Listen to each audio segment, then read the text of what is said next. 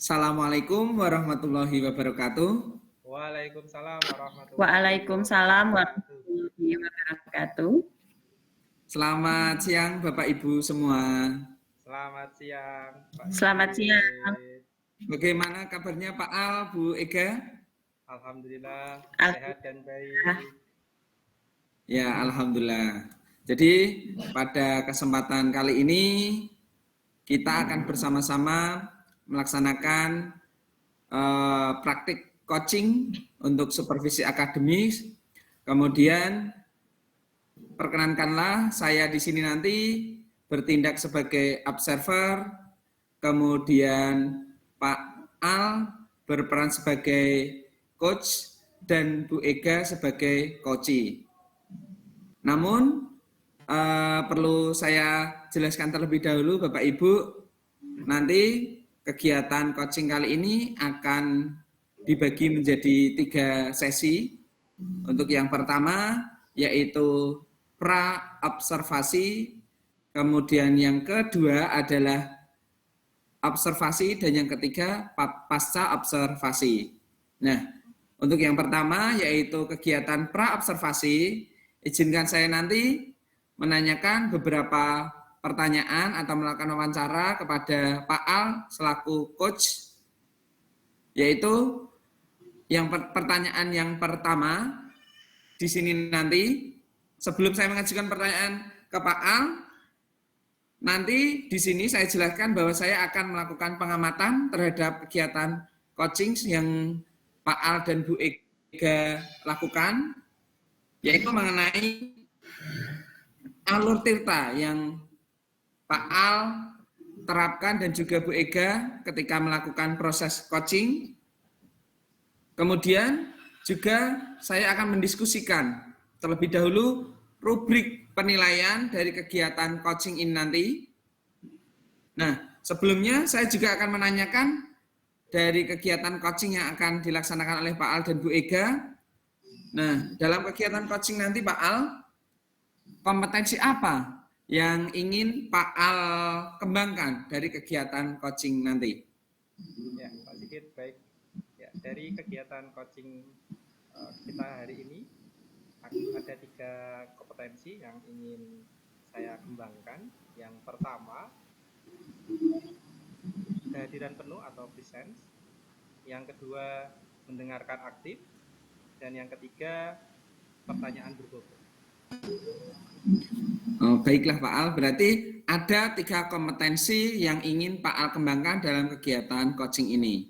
Nah, dari ketiga kompetensi coaching yang ingin Pak Al kembangkan, kompetensi apa yang secara spesifik yang ingin Pak Al observasi atau kembangkan dalam kegiatan coaching nanti? Ya, baik Pak Sigit. Secara spesifik dalam kegiatan coaching kali ini yang ingin saya kembangkan adalah kompetensi pertanyaan berbobot. Baik Pak Al, berarti nanti Pak Al mengambil kompetensi yang spesifik yaitu mengajukan pertanyaan yang berbobot.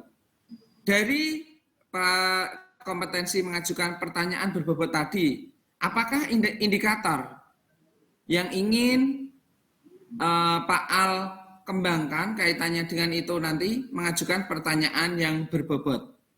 Ya, indikator ketercapaiannya adalah coachee akan dari pertanyaan-pertanyaan yang berbobot yang saya ajukan sebagai coach tadi, itu coachee akan mendapatkan ide-ide atau gagasan-gagasan baru sehingga dapat menyelesaikan atau mendapatkan solusi dari permasalahan yang dihadapi oleh coachee. Baiklah Pak Al, berarti luar biasa indikator ketercapaian yang ingin Pak Al berhasil dalam melakukan kegiatan coaching nanti. Nah, sekarang untuk kegiatan coaching bisa dimulai kepada Pak Al dan juga Bu Ega.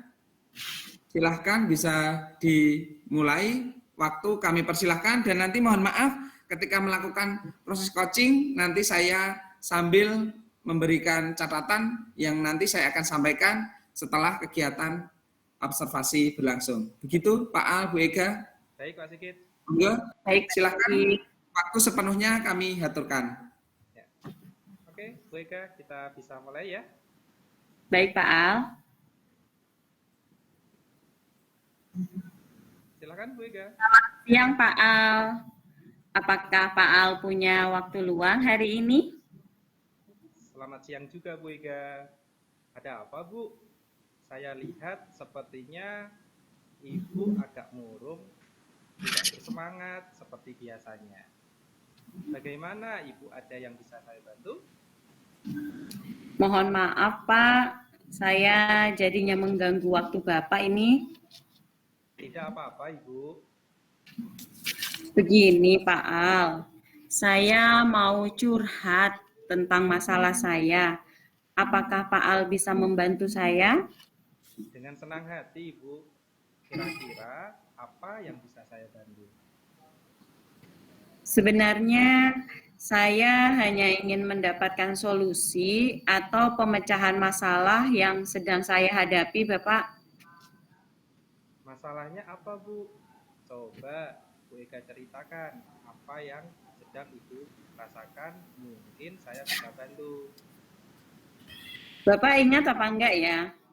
Beberapa hari lalu itu kepala sekolah melakukan supervisi di kelas. Waktu supervisi itu saya mendapatkan teguran dari beliau. Bagaimana bisa, Ibu? Lalu, apa yang membuat Bu Ega mendapat teguran dari kepala sekolah? Kalau menurut saya sebenarnya masalahnya itu tidak serius. Tidak serius ya? Yang bagaimana, Bu? Kepala sekolah hanya mengkritik tentang proses mengajar saya. Oh, proses mengajar yang bagaimana, Bu?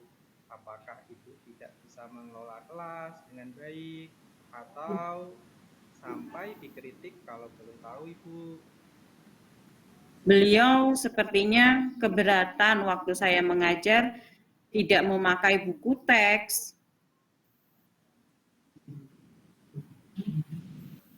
Seperti itu Pak Al. Jadi kok kayak apa namanya Bu Ega itu tidak pakai buku teks, padahal buku teks itu sudah disiapkan. Kenapa tidak dipakai oleh Bapak Kepala, oleh jenengan untuk mengajar? Beliau menyampaikan hal seperti itu Pak Al. Oh, lalu bagaimana tanggapan Bu Ega dengan respon dari kepala sekolah tersebut? Sejujurnya saya sudah menyampaikan kepada beliau kalau selama ini saya mengajar, saya menggunakan berbagai sumber, bisa dari buku referensi perpustakaan, atau internet, atau yang lainnya. Yang penting mengacu kepada kurikulum. Ketika saya sampaikan hal seperti itu, beliau merasa tersinggung, Pak Al. Oh, jadi masalahnya begitu, Ibu. Kalau begitu, saya tanya dulu, Bu. Selama ini, apa yang Ibu lakukan di dalam proses belajar mengajar di kelas?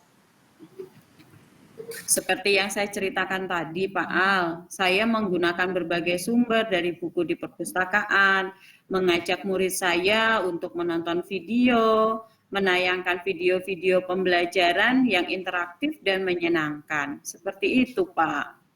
Mengapa Ibu tidak menggunakan buku teks? Menurut saya, sumber belajar yang saya gunakan itu sudah cukup memudahkan murid-murid saya. Murid saya juga jadi termotivasi dan mengacu pada kurikulum. Jadi, sepertinya saya ya tidak menggunakan buku teks, ya tidak apa-apa. Sebenarnya sudah bagus ya, Bu. Lalu, bagaimana hasilnya saat Ibu mengajar menggunakan sumber belajar tersebut? Seperti yang kita ketahui, karakter siswa dan gaya belajar pun berbeda-beda. Betul juga, Pak. Kenapa saya tidak kepikiran ke sana ya? Selama ini memang ada beberapa siswa yang hasilnya masih kurang maksimal dengan pembelajaran yang saya terapkan. Itulah, Bu, pentingnya buku teks sebagai sumber belajar. Mungkin harapan dari kepala sekolah adalah seperti itu, supaya ibu menggunakan sumber belajar dengan buku teks juga. Saya pikir ada benarnya juga ya Pak ya. Setelah ibu bercerita, sekarang bagaimana perasaan ibu? Terus terang aja nih Pak Al, beberapa hari ini saya merasa kurang nyaman. Saya menjadi resah, di rumah juga kepikiran terus dengan masalah ini, dan akibatnya pekerjaan lain juga jadi agak terbengkalai. Lalu, apa yang membuat ibu merasa tidak nyaman selama ini? Sebetulnya yang membuat saya merasa resah dan tidak nyaman itu karena kepala sekolah menyampaikan hal tersebut kepada pengawas sekolah kita. Saya khawatir nanti jadi masalah di kemudian hari. Jika saya dapat menyimpulkan, yang membuat ibu merasa tidak nyaman adalah saat supervisi itu, karena ibu tidak menggunakan buku teks sebagai sumber belajar. Dan ketika kepala sekolah memperingatkan, ibu memberikan argumen sehingga hal itu membuat kepala sekolah merasa tersinggung, lalu menyampaikannya kepada pengawas sekolah. Betul Pak Al. Lalu bagaimana ya Pak Al ya?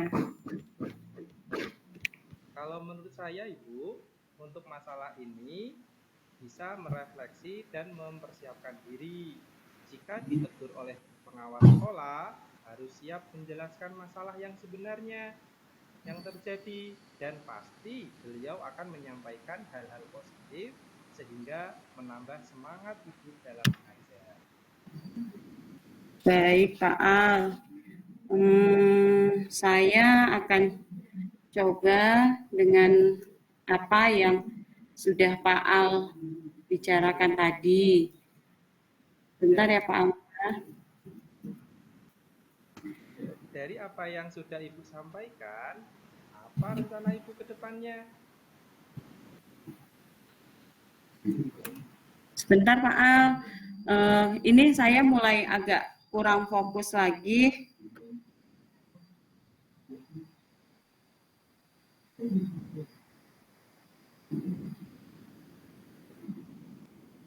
Jadi rencana yang akan saya lakukan setelah kita melakukan hal ini,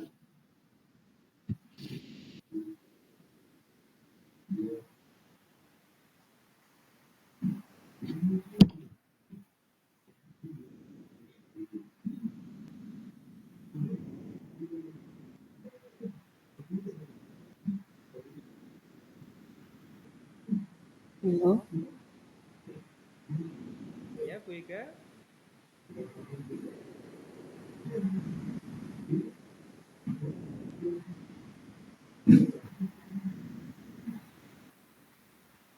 Halo, Pak Al? Ya, Bu Ega. Iya, jadi apa namanya? Mohon maaf.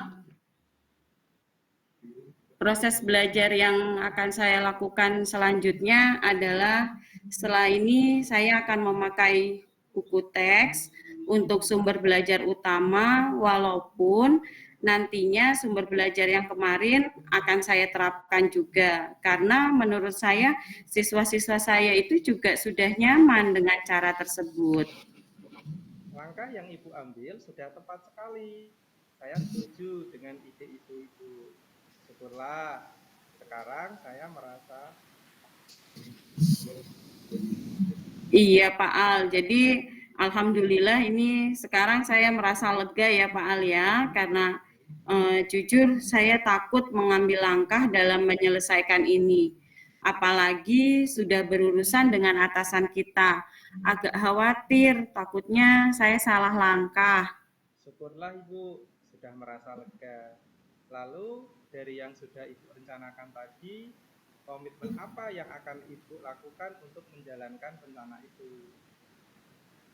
Untuk hal itu, dalam proses belajar mengajar, saya akan mengacu kepada kurikulum Kemudian saya akan mematuhi aturan-aturan yang ada, termasuk aturan dari kepala sekolah tentang penggunaan buku teks. Lalu, dukungan apa yang dibutuhkan Ibu untuk melakukan komitmen tersebut? Itu juga masih dalam pikiran. Mungkin saja saya mencoba berkomunikasi dengan teman guru serumpun mata pelajaran saya, jadi saya bisa sama-sama saling mengingatkan. Itu ide yang bagus sekali, Ibu. Kira-kira mau dimulai kapan nih ide-ide tersebut? Rencana saya mungkin dalam 2 hari ini ya Pak Al ya, karena besok itu kebetulan saya tidak ada jam. Baik, Bu Ega. Semoga dapat segera terselesaikan dan Ibu dapat bekerja dengan suasana hati yang tenang tanpa dihantui rasa tidak nyaman.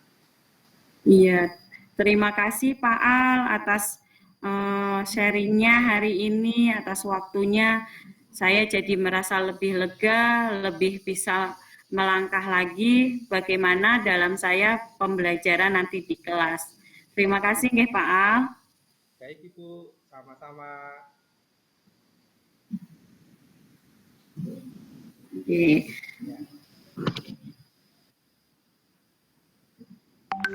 Baik Bapak, Ibu, Pak Al, dan juga Bu Ega, luar biasa kegiatan coaching yang telah dilaksanakan.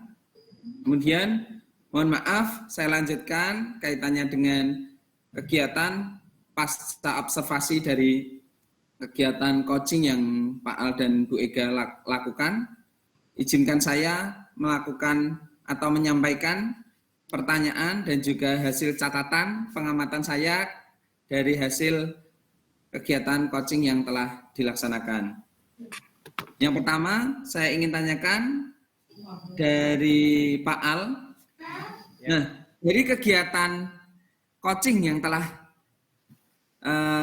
Pak Al dan Bu Ega laksanakan, tadi kan Pak Al sudah menyampaikan bahwa indikator ketercapaian kompetensi yang ingin dilaksanakan yaitu kompetensi yang menjadi spesifiknya tadi kan kaitannya dengan penyampaian atau mengajukan pertanyaan yang berbobot. Nah, dari kegiatan yang Pak Al lakukan tadi, apa yang mendukung, hal yang mendukung untuk ketercapaian dari indikator kompetensi yang telah Pak Al lakukan tadi? Monggo Pak Al.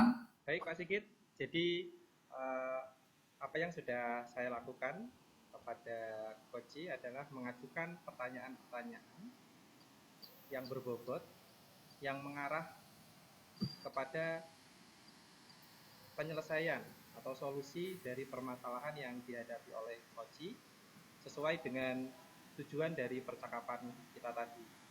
Seperti itu, Pak Sigit. Baik Pak Al, luar biasa. Kemudian saya lanjutkan kaitannya dengan catatan yang harus saya sampaikan dari hasil pengamatan saya. Pak Al dan juga Bu Ega melaksanakan kegiatan coaching dengan luar biasa. Jika saya amati, istilahnya alur Tirta sudah terlihat jelas mulai dari penyampaian tujuan, kemudian identifikasi masalah yang dihadapi oleh Koci, kemudian rencana aksi, dan juga tanggung jawab dari praktik yang kegiatan coaching yang telah dilaksanakan.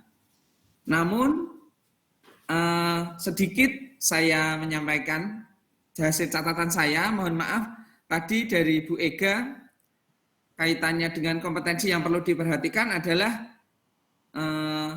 kehadiran penuh atau presence. Tadi sedikit di tengah percakapan Bu Ega agak blank. Mungkin untuk kedepannya ketika melakukan kegiatan coaching dari pihak coach bisa melakukan jeda kegiatan atau melakukan aktivitas yang bisa menimbulkan atau menggugah kesadaran penuh untuk hadir dalam kegiatan coaching tersebut. Nah, kemudian saya tanyakan kepada Bu Ega selaku coaching. Nah, dari hasil coaching yang telah Bu Ega laksanakan tadi, sekarang perasaan yang Bu Ega rasakan bagaimana? Kaitannya dengan kegiatan coaching yang telah Bu Ega laksanakan tadi. Perasaan saya cukup lega ya Pak Sigit ya. Sudah berbagi cerita dengan Pak Al. Ya, berarti dari hasil coaching tadi Bu Ega merasa lega. Karena memang luar biasa dari peran Pak Al sebagai coach telah memberikan atau menstimulus Bu Ega untuk mencari solusi dari permasalahan yang dihadapi oleh Bu Ega. Kemudian Pak Al, Ya. apakah dari kompetensi yang telah Pak Al laksanakan tadi dalam kegiatan coaching, kompetensi apa lagi yang ingin Pak Al kembangkan dari tadi kan sudah mengajukan pertanyaan berbobot. Apalagi tindak lanjut kompetensi yang ingin Pak Al kembangkan lebih lanjut dari kegiatan coaching atau mungkin nanti dijadikan pengalaman untuk kegiatan coaching berikutnya. Ya, baik Pak Sigit. Jadi dari kegiatan coaching hari ini itu ada 3 kompetensi, yaitu kehadiran penuh, mendengarkan aktif, dan mengajukan pertanyaan berbobot.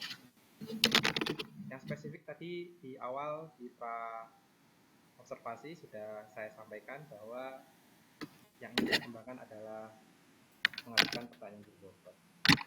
Setelah kegiatan coaching kali ini, ada satu lagi kompetensi yang ingin lebih saya kembangkan, yaitu kompetensi mendengarkan aktif. Di sini saya ingin lebih mendengarkan, lebih banyak mendengarkan permasalahan-permasalahan yang dihadapi oleh coach dan sedikit berbicara. Ya Pak Al. Seperti ya, itu. Ya, baik. Ya. Ya, luar biasa Pak Al. Terima kasih. Demikian tadi kegiatan observasi dari kegiatan coaching yang telah Pak Al dan Bu Ega lakukan. Sebelumnya mohon maaf apabila ada kata-kata yang kurang berkenan atau catatan dari hasil pengamatan saya yang tentunya saya juga sebagai manusia masih jauh dari kata sempurna. Begitu Pak Al, Bu Ega, terima kasih atas waktunya. Saya akhiri, billahi taufiq wal hidayah. Wassalamualaikum warahmatullahi wabarakatuh. Waalaikumsalam warahmatullahi wabarakatuh. Terima kasih Pak Sigit.